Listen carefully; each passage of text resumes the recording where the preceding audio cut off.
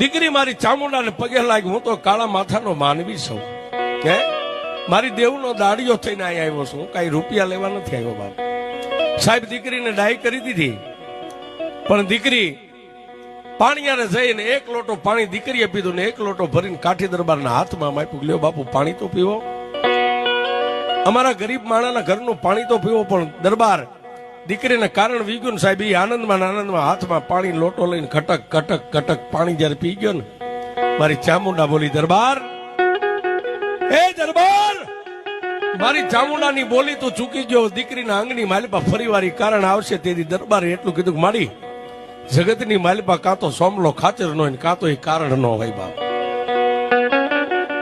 મારી આ જો ફરી વાર દીકરીના અંગમાં કારણ આવે ને તો કટાર ખાઈને આઈને મરી જાવ. મારી દીકરી એકવાર ડાય થઈ ગઈ એટલે ડાય જ રહેવી પડે મારી.